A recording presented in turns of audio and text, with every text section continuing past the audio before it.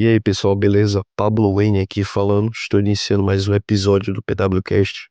Esse episódio que eu vou vai ser o. Não sei se ele vai ser um pouco mais sentimental, um pouco mais emocionante. Porque eu vou ver se eu vou me abrir um pouco mais com vocês. E, tipo, já é a segunda vez que eu tô gravando esse episódio aqui, porque a primeira vez eu conectei o microfone e o microfone não tava gravando minha voz. E, tipo, você já tava dando já iniciado bastante a conversa aqui, entendeu?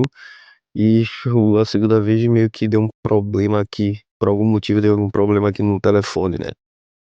Mas é, problemas à parte, estou iniciando mais uma vez esse episódio. Bom, queria falar pra vocês que hoje vai ser um episódio um pouco mais aprofundado, um pouco mais semelhante com os episódios que eu falei sobre ansiedade.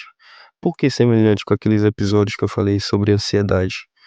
Porque naquele episódio eu tava sendo mais verdadeiro, eu tava sendo um pouco mais íntimo com vocês, compartilhando um pouco da minha intimidade, não só da minha intimidade, mas também dos meus amigos, dos meus colegas, entendeu? Então, isso aqui vai ser a mesma coisa. Apesar de que, de uns tempos pra cá, principalmente nessa última temporada que eu gravei do PWCast, eu tenha demonstrado um pouco mais de intimidade com vocês. Se vocês perceberem os primeiros episódios do PWCast, eu não falo muito sobre a minha vida pessoal, sobre alguns acontecimentos pessoais. Geralmente eu falo sobre eventos que acontecem comigo, por exemplo, quando eu vou ver um filme e minha observação sobre o mundo, eu gosto muito de compartilhar com vocês.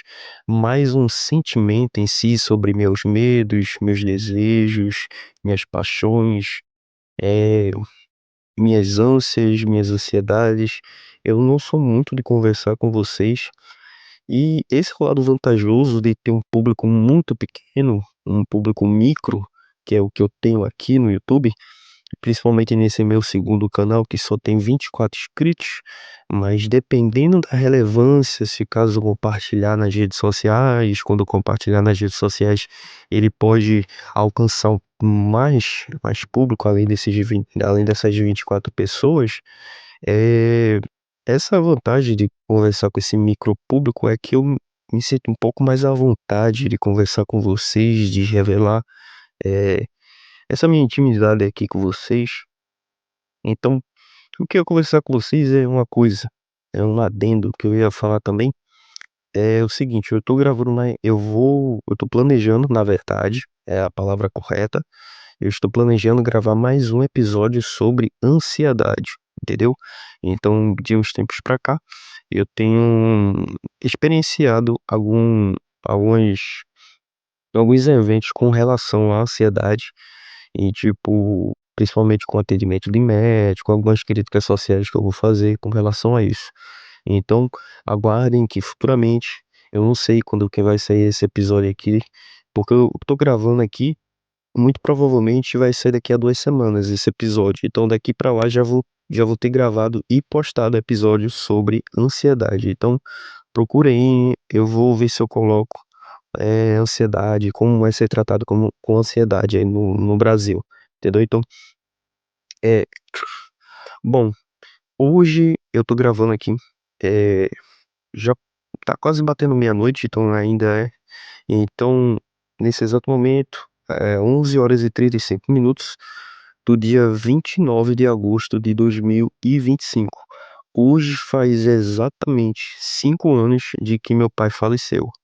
Então, já faz 5 anos, mas ainda assim eu lembro como se fosse ontem, né? Então, é um evento meio que traumático, né? Porque principalmente como pai, entendeu?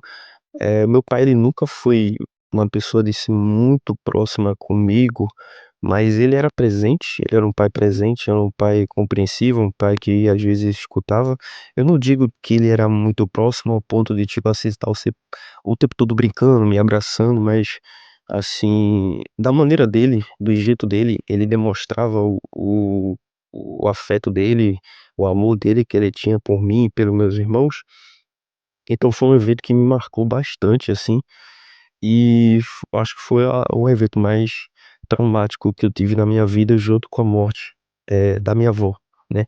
Acho que no caso da morte da minha avó foi algo traumático, mas eu já tinha sofrido a morte do meu pai, então, tipo assim, quando você tem a segunda batida, parece que você tá mais acostumado do que na primeira. Então, foi algo assim péssimo, né, na verdade.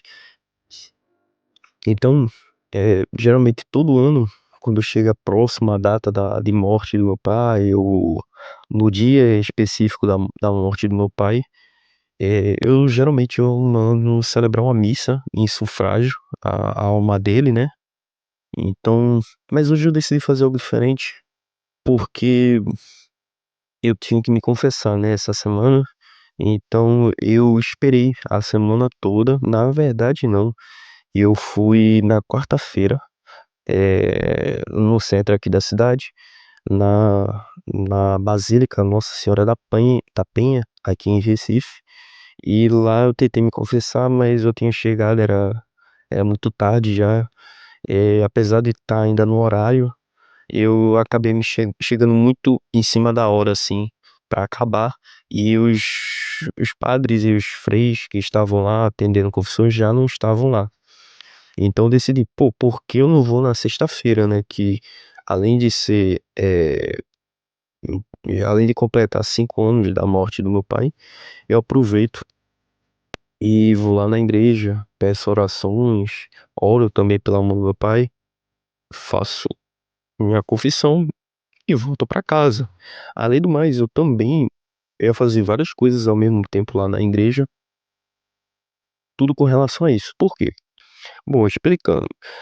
Além de me confessar que eu fui lá na Basílica Nossa Senhora da Penha, para quem não conhece, é uma basílica lindíssima, eu acho que se não é a mais bonita daqui de Recife, eu não conheço outra tão bonita quanto aquela basílica lá.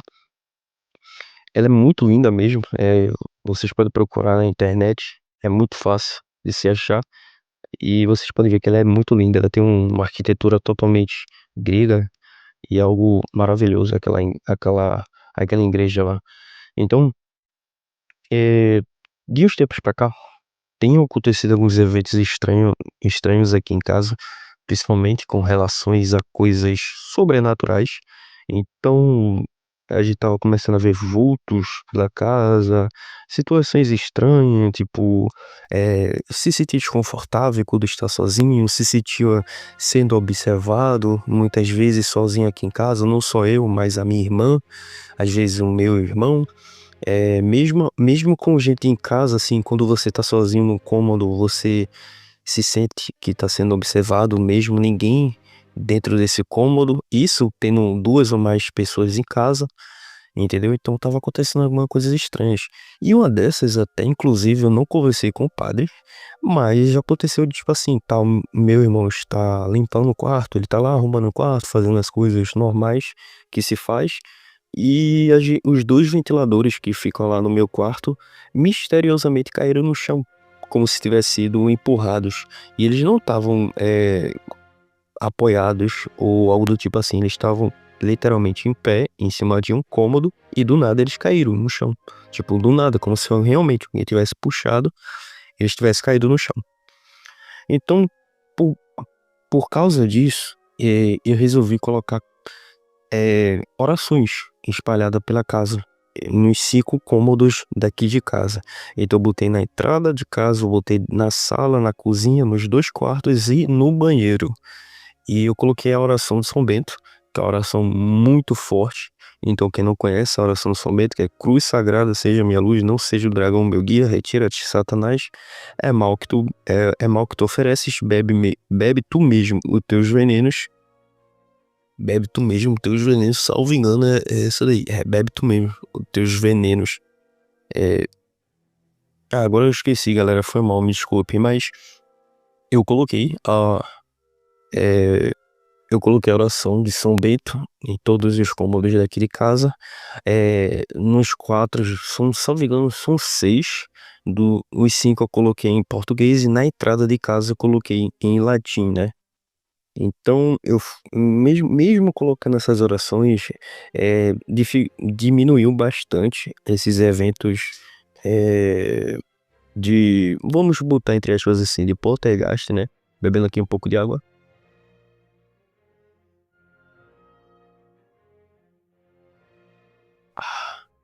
Bom, diminuiu bastante, a gente parou de ver vulto, coisas estranhas pararam, eu parei de ver pessoas, tá ligado? Não é de agora que eu vejo coisas estranhas dentro de casa.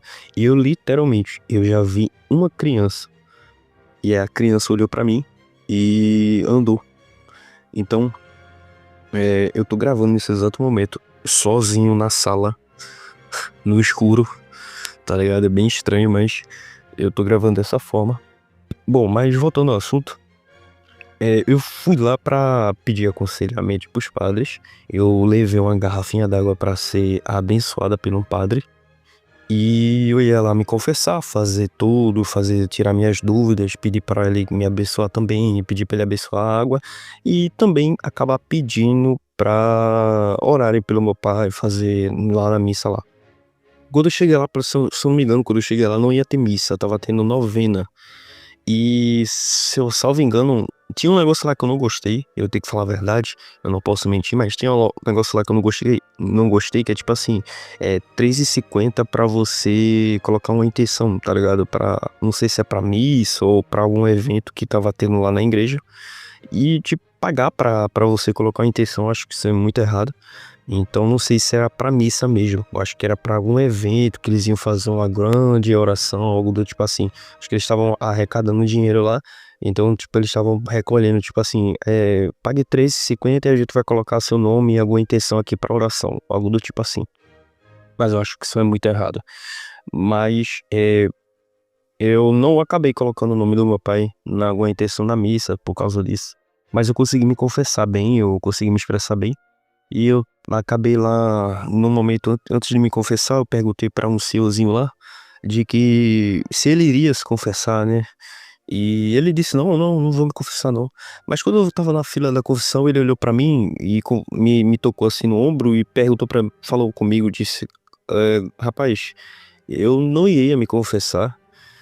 Na verdade, a minha intenção era vir me confessar, mas eu não sabia como ia vir me confessar. Então, quando você chegou perto de mim lá e perguntou se eu iria me confessar, e eu acabei meio que despertando uma vontade para eu poder me confessar. Eu não sei se foi algum chamado, algum sinal de Deus, mas muito obrigado pelo sinal que você acabou, eh, me passando. Então eu até acabei, me sentindo um pouco emocionado. Será que eu fui um instrumento de Deus naquele momento? Então, mesmo eu estando num estado de pecado mortal, é, eu acabei sendo eu fui um instrumento de Deus naquele momento, né? Então, ele me perguntou como é que você faz para se confessar? E eu expliquei lá todos os procedimentos, porque nem ele mesmo lembrava a última vez que ele tinha ido se confessar. Então, foi algo muito bonito. Na verdade, eu ainda nem compartilhei isso com meus amigos, né? Eu ainda vou falar com a galera essa experiência que eu tive, mas foi algo assim que me marcou pelo dia. Eu fiquei refletindo boa parte do dia sobre isso e foi algo interessante. Então, eu fui lá, consegui me confessar, pedi para o padre lá, o frei, me abençoar a água que eu levei, a garrafinha de água que eu vou aspergir aqui em casa, para abençoar aqui em casa. E continuei andando lá pela basílica e lá tá lá exposto uma relíquia do São Padre Pio de Petreutina. Tem lá a luva que o São Padre Pio usou. A luva dele que tinha as estigmas de Cristo, né? Para quem não sabe, São Padre Pio de Petreutina, ele tinha as estigmas de Cristo, ou seja, nas duas palmas da mão dele tinha buracos de crucificação, e no lado do peito dele aqui, perto do pulmão, aqui do lado direito dele, tinha uma cicatriz como se fosse de uma lança que tinha perfurado, assim como foi a lança que perfurou Cristo na cruz. Então, ele tinha lá a luva, a relíquia dele. Eu também olhei lá o túmulo do Dom Vital, né? Foi arcebispo aqui de Olinda e Recife, que lutou contra a maçonaria no século XIX. Também tava lá o túmulo dele, eu também dei uma olhada lá, li a história dele, a história é muito bonita. E depois eu conversei com algum frei e expliquei sobre a situação que eu tinha falado aqui pra vocês, sobre esses eventos sobrenaturais aqui em casa. E uma recomendação que ele pediu e falou pra mim era que eu exercitasse mais a oração do texto todo dia, nem que seja possível, todo dia eu faço aqui em casa orar o texto. E que ele explicou que esses eventos sobrenaturais, ele não quis me falar que era algo, poderia ser algo demoníaco. Eu acho que não, apesar dos vultos e do momento que o ventilador tenha caído, são coisas muito estranhas, mas a questão das pessoas que eu vi, principalmente essa criança, bom, o Frei lá, ele disse que poderiam ser almas no purgatório tentando se comunicar com a gente. Bom, eu não sei se na doutrina católica eu teria que dar uma olhada no catecismo da Igreja Católica de o que ele falou está correto, né? Mas ele pediu para que eu rezasse o texto e que antes da missa eu tentasse frequentar a missa nos dias de segunda-feira, que são missas dedicadas aos mortos. Isso é verdade, se eu não me engano. E as das terça-feiras são dedicadas aos doentes. Então, se caso eu participasse de uma missa dia de segunda, eu colocaria as intenções pelas almas do purgatório. Assim como eu também fizesse com relação aos dias de domingo também. Bom, seguisse o dia, eu vim pra casa, pegou um pouco de chuva no meio do caminho, mas não tem problema. Eu andei novamente pelo centro da cidade, vi algumas coisas legais lá. Por exemplo, eu passei por uma loja lá, salvo engano, acho que a galera tava meio que gravando comercial assim para as redes sociais, pra internet, pro YouTube, pro Instagram e tudo mais. Então tinha tipo umas menininhas assim, umas minas muito, muito arrumadas. Parecendo essas minas influências padrão aí que você pode imaginar. Tipo, imagina uma mina padrão influência aí da internet. Pronto. Mais ou menos isso assim. Tinha umas delas lá dentro de uma loja lá gravando vídeos pra internet. Acho muito provavelmente pra alguma publicidade lá. E também andando lá eu vi meio que um daqueles caras que ficam aquelas estátuas humanas prateadas. E parece que tinha alguém gravando lá com alguma câmera profissional e tirando foto também. Então eu não sei se eu estavam gravando algum clipe, ou se estavam gravando algum filme, ou se estavam gravando algum curta, eu não sei do tipo assim, mas estavam gravando alguma coisa lá no centro da cidade. Pois bem, eu fui voltando pra casa, voltei pra casa, cheguei aqui em casa, contei tudo pra minha família e vida que segue.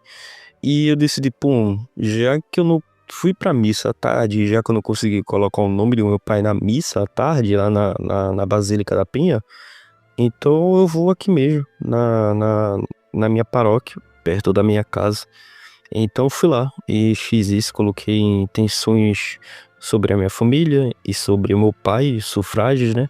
E acabei esquecendo de colocar intenções sobre as almas do purgatório.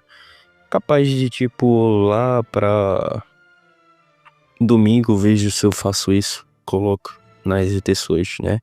Espero que eu consiga me lembrar daqui pra lá. Eu, eu acho que, tipo, se você não é católico, muito provavelmente você não deve nem estar escutando isso aqui. Acho que só pra quem realmente é católico deve ter prestado atenção nesse podcast. Mas eu vou ver se eu deixo a descrição aqui desse episódio, o nome desse episódio, eu faço. Eu coloco um nome que faz com que você fique até o final, entendeu? Mas, bem, eu tô aqui conversando com vocês, mas também eu queria falar com vocês sobre uma coisa. Ultimamente eu tenho refletido como que seria o meu futuro. E, cara, pra admitir pra vocês, eu sempre pensei sobre o meu futuro. Tipo, que tipo de pessoa eu vou querer ser daqui a uns 10 anos, né? Isso eu pensando quando era criança. E, no fim das contas, eu nunca imaginei que eu estaria morando com a minha mãe, estaria ainda desempregado, fazendo faculdade. Eu achava que com os 25 anos de idade eu já estaria formado já estaria, tipo, trabalhando, já estaria com a casa e tudo mais. E nunca imaginaria se estaria nessa, nesse exato momento, né? Aí, tipo, é uma coisa que você faz para refletir, né? Tipo, você não decide muitas coisas do futuro, né? Você escolhe o seu futuro, obviamente você tem o livre-arbítrio, mas você não sabe, né, o que vai ser futuramente, né? Né, eu refletindo um pouco no meu futuro, e eu acho que uma das coisas que é, me faz refletir mais ainda sobre o meu futuro é, tipo, como é que vai ser a partir de agora? Tipo assim, o que vai ser daqui a 10 anos, né? Porque o Pablo de 15 anos atrás, de 10 anos atrás, com 15 anos de idade, ele não imaginava que estaria nessa situação. E que a minha situação não é ruim. Graças a Deus eu não passo fome, eu não tô doente, fisicamente e mentalmente, né? Mas, assim, eu não tô numa situação vulnerável de, de extrema pobreza ou do tipo assim. Mas eu não realizei coisas que eu queria ter realizado antes. Eu vejo que é muita coisa, muita culpa minha. Então, o que vai ser daqui a 10 anos com o Pablo de 35 anos de idade? E eu queria muito imaginar eu com 35 anos de idade, casado, com um filho, com a casa própria. Ou no mínimo, pelo menos, morando numa casa própria, nem que seja alugada ou financiada, comprada. Ou no mínimo tendo um carro ou uma moto. Ou pelo menos no mínimo noivo ou casado assim, tá ligado? E tipo assim, cara, eu não consigo imaginar isso. Porque eu não sei, cara, será que eu vou tentar? A questão é o seguinte, eu tenho que tentar, tá ligado? Eu tenho que tentar é, realizar pelo menos esse meu sonho, porque eu não consigo me imaginar passando o resto da minha vida solteiro, sozinho, tá ligado? E morrendo só. Porque meu pai morreu sozinho na casa dele, tá ligado? Meu pai eu não tava naquele momento, não tinha eu, não tinha minha mãe, não tinha meus irmãos. E só tava meu pai, ele morreu sozinho na casa dele. E uma coisa que eu ia falar pra vocês, no dia quando meu pai morreu, eu passei o dia todo triste, mas eu não sabia o porquê, tá ligado? Eu tava bem triste mesmo, não totalmente triste, mas eu tava um pouco de tristeza, tá ligado? E só de noite eu vim descobrir que meu pai tinha morrido porque é, os amigos do meu pai foram lá na casa dele ver se ele tava bem. Porque passou o dia todo, meu pai não apareceu no trabalho, não telefonou, não mandou mensagem.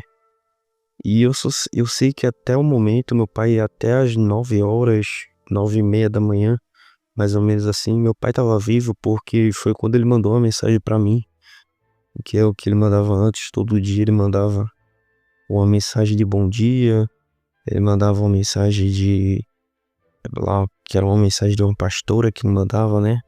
Um áudio de uma pastora. Ele todo dia mandava mensagem da passagem da Bíblia, tá ligado?